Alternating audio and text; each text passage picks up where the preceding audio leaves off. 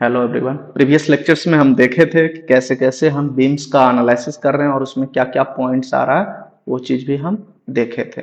अब इसको देखते हैं, थोड़ा सा इसका मैकेनिज्म देखते हैं, फेल्योर मैकेनिज्म, कि बीम में एक्चुअल में कहाँ पर किस टाइप्स का फेल्योर आ रहा है। तो हम देख रहे हैं इसको, फेल्योर मैकेनिज्म।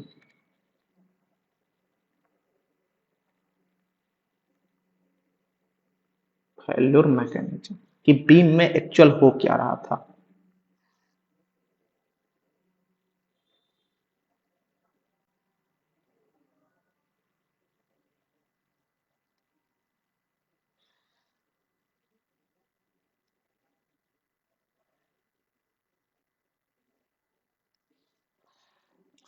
ओके, सबसे पहले हम मीड की बात करते हैं। मीड्स पे हमने क्या देखा था? सेंटर पे मैक्सिमम बेंडिंग स्ट्रेस था, जैसे जैसे फिर उससे दूर जा रहे थे वहां पर क्या हो रहा है? फ्लेक्सुरल बेंडिंग स्ट्रेस था, फ्लेक्सुरल स्ट्रेस था। क्लियर? और उसके लिए क्या हो रहा है? इस तरह से एक्सपेंड हो रहा था, तो उसके अगेंस्ट परपेंडिकुलर डायरेक्शन में क्रैक्स आ रहा था। तो यानी ये जो क्रैक्स हो रहा है, ये क्या हो रहा है? फ्लेक्सुरल क्रैक्स हो रहा है, फ्लेक्सुरल क्रैक्स। क्लियर? अब दोनों सपोर्ट्स पे हम कल का जो फिगर है हमारा प्रीवियस लेक्चर्स का, इसमें देख रहे हैं कि यहां पर क्या है? डायगोनल टेंशन है, और टेंशन जिस डायरेक्शन में हो रहा है, जैसे मीड पे क्या था कि यहां पर इस तरह से टेंशन हो रहा था, तो इसके परपेंडिकुलर डायगोनल में क्या आ रहा है? क्रैक्स आ रहा है। अब इस फिगर में आप देखें, जो प्रीवियस लेक्चर्स का फिगर है, कि इस तरह से क्या आ रहा है? डायगोनल टेंशन आ रहा है, तो यानी यहां पर जो क्रैक्स होगा इसके परपेंडिकुलर डायरेक्शन में कुछ इस तरह से क्रैक्स होगा, परपेंडिकुलर डायरेक्शन। यानी सपोर्ट्स पे जो क्रैक्स होगा वो क्या होगा? कुछ इस तरह से होगा।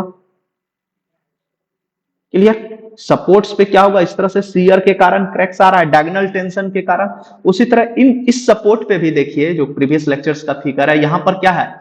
इस डायरेक्शन में डायगोनल टेंशन है, तो यानी यहां पर जो क्रैक्स आएगा कुछ इस तरह से क्रैक्स आएगा।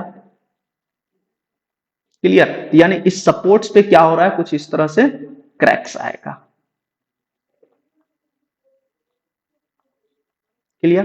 तो यानी ये किसके कारण आ रहा है? शियर के कारण आ रहा है, तो ये क्या हो जाएगा? Shear cracks. इस एंड पे भी क्या हो जाएगा? Shear cracks. क्लियर? अब बात करते हैं कि सपोर्ट के और मिड स्पैन के बीच की एक्टिविटी की, यानी इस पोर्शन की, इस रीजन की बात करते हैं।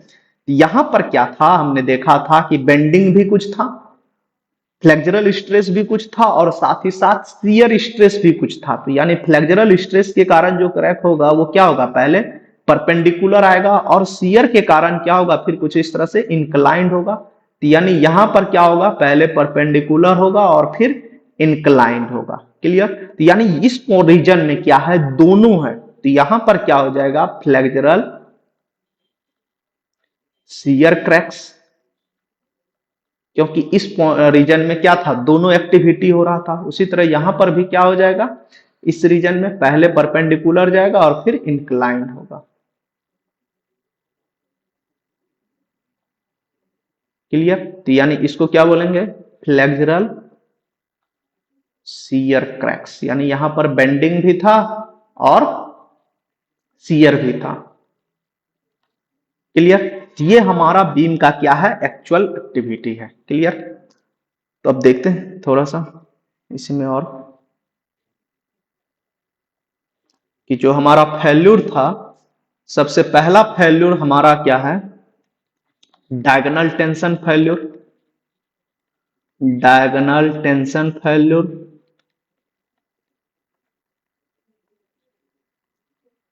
जो कि कहां हो रहा है? सपोर्ट पे हो रहा था।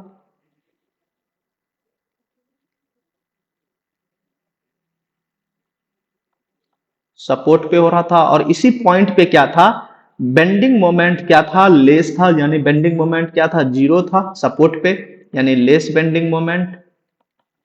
और उससे आगे भी हो रहा था फ्लेक्सुरल शियर, इसीलिए less bending moment. And shear force क्या था? मैक्सिमम शियर फोर्स था। मैक्सिमम शियर फोर्स जहां पर था, वहीं पर क्या हो रहा था? डायगोनल टेंशन फेल्यूर हो रहा था। क्लियर? नेक्स्ट बात करते हैं नंबर 2 की, फ्लेक्सुरल शियर फेल्यूर की। फ्लेक्सुरल शियर फेल्यूर की, ये कहां हो रहा था?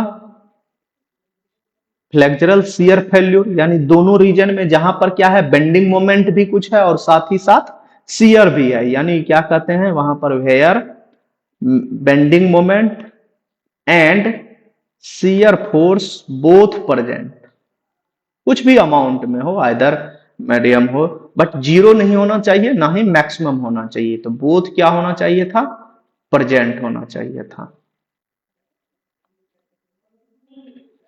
क्लियर? नेक्स्ट बात करते हैं नंबर 3 की, डायगोनल कंप्रेशन फेल्यूर की।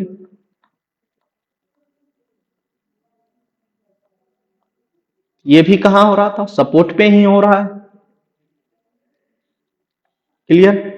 और शियर फोर्स क्या होना चाहिए इसके लिए, लिस्ट होना चाहिए। क्लियर? लेकिन डायगोनल कंप्रेशन क्या हो रहा है, जब भी कंप्रेशन फेल्यूर होगा दैट मीन्स क्या होगा, कॉन्क्रीट फेल्यूर होगा, और ये भी जब भी फेल्यूर होता है ये सडन फेल्यूर होता है, तो इसके लिए हम डिजाइन नहीं करते हैं। हम डिजाइन किसके लिए करेंगे, डायगोनल टेंशन फेल्यूर के लिए डिजाइन करेंगे। यदि हमारा कंडीशंस डायगोनल कंप्रेशन फेल्यूर में आ जाएगा, जब आगे न्यूमेरिकल्स करेंगे तो इसको डिटेल्स में देखेंगे, हम वहां पर डायरेक्टली क्या करेंगे, रीडिजाइन करेंगे।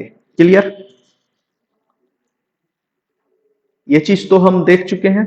अब थोड़ा सा इसी का टॉपिक स्टार्ट करते हैं कि एक्चुअल में इसका कैपेसिटी क्या क्या है, थोड़ा सा उसको भी देखते हैं।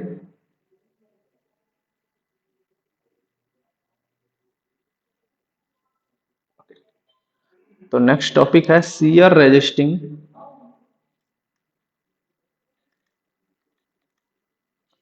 Mechanism. Shear resisting mechanism. Clear? तो सबसे पहले हम एक बीम्स बना लेते हैं।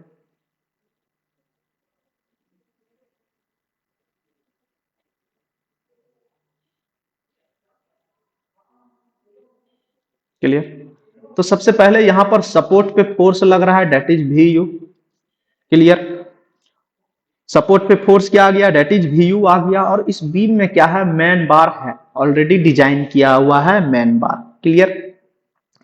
तो मैन बार डिजाइन किया हुआ है, तो देखते हैं क्या क्या फोर्स लग रहा है, और इसमें हम स्टीरप्स प्रोवाइड करेंगे ना, बीम्स में क्या करेंगे, स्टीरप्स, तो उसका भी एक कैपेसिटी मान लेते हैं। फॉर एग्जांपल ये हमने स्टीरप्स प्रोवाइड किया, तो इसका कैपेसिटी फॉर एग्जांपल हो गया वी यू एस, और भी कुछ हम मान लेते हैं, जैसे कि क्या है, वी डी है, उसके बाद VC है, और एक क्या है, VA है। अब क्या क्या चीज है इसको समझते हैं। सबसे पहले क्या है, VU है। VU इक्वल टू क्या है, factored external shear force, design shear force, factored external shear force. Okay, VUS उसके बाद की करते हैं, जो कि हम प्रोवाइड कराएंगे। VUS क्या है, shear to be registered by, to be registered by stirrups, यानी जो फोर्स को क्या करेगा, ऐसा फोर्स जो शेयर फोर्स होगा जिसको कि स्टीरप्स रजिस्ट करेगा, जो हम प्रोवाइड करेंगे। Clear? Shear to be registered by stirrups. Clear? Next बात करते हैं VD का। VD क्या है, resistance due to, resistance due to dowel action. Okay, VD। Next बात करते हैं VC का, पहले लिख लेते हैं फिर इसको समझ लेते हैं। VC, VD, VA क्या है। VC क्या है, resistance due to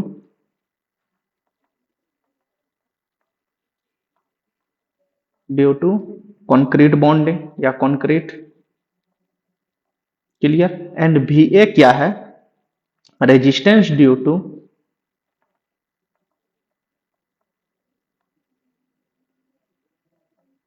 aggregate interlocking.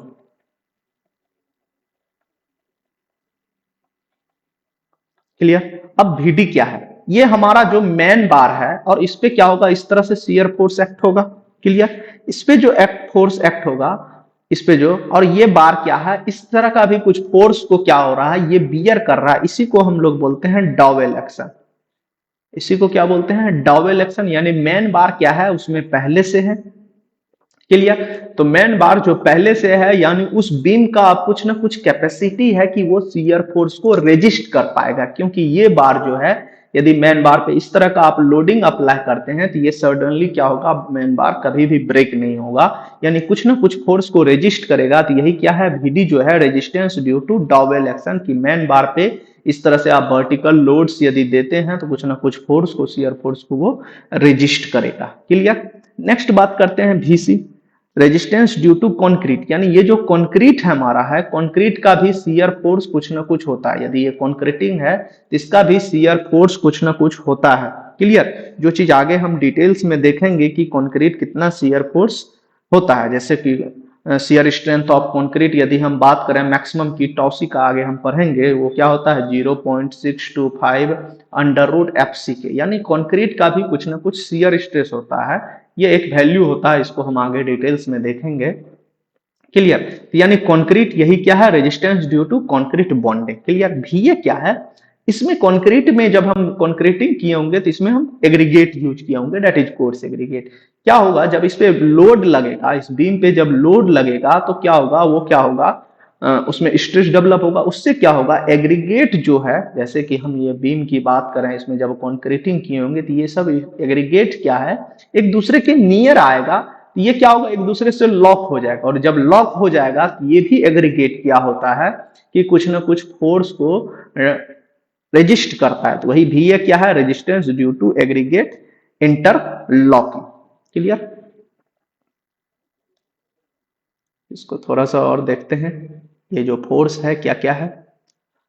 तो VU क्या है, हमारा एक्सटर्नल फोर्स है। VU क्या है, हमारा एक्सटर्नल फोर्स है, वो किसके इक्वल होना चाहिए, VC कंक्रीट के कारण, प्लस VA एग्रीगेट इंटरलॉकिंग के कारण, प्लस VD डॉवेल एक्शन के कारण, और प्लस क्या होगा, हम जो है स्टीरप्स प्रोवाइड कराएंगे, दैट इज VUS। क्लियर। यानी VU equal to design external shear force equal to, अब हम लिखना चाह रहे हैं VUC प्लस VUS। तो VUC इक्वल टू क्या हो गया, VUC इक्वल टू हो गया VC plus VA plus VD। अब VUC क्या है, ये है VUC equal to shear strength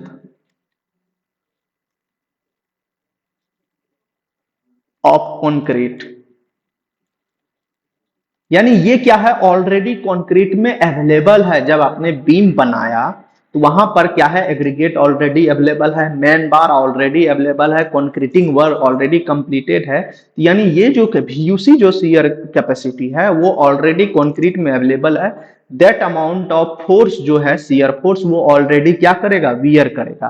तो हमें डिजाइन किसके लिए करना है, VUS के लिए। VU तो गिवन एक्सटर्नल है, इस फोर्स के कारण डिजाइन, तो स्टीरप्स का कैपेसिटी क्या है, दैट इज VUS। तो VUS जो है जिस फोर्स के लिए हम डिजाइन करेंगे क्या होगा, गिवन लोड जो कि हमारा क्या है VU, माइनस क्या करेंगे, VUC करेंगे, क्योंकि VUC जो है ये एक ऐसा फोर्स है जो कि शियर फोर्स है, ऑलरेडी क्या है उस कंक्रीट में अवेलेबल है। तो हम VUS के इक्वल टू क्या हो जाएगा, VU माइनस VUC हो जाएगा। क्लियर। अब बात करते हैं, थोड़ा सा और देखते हैं, nominal shear stress. Nominal shear stress that is tau भी इक्वल टू क्या होगा, VU जो कि गिवन फोर्स है डिवाइडेड बाय BD, यानी फोर्स अपॉन एरिया क्या होगा, नॉमिनल शियर स्ट्रेस। तो यानी VU इक्वल टू क्या लिख सकते हैं, टाउ भी into B into D। Clear, ये हो गया। नेक्स्ट बात करते हैं।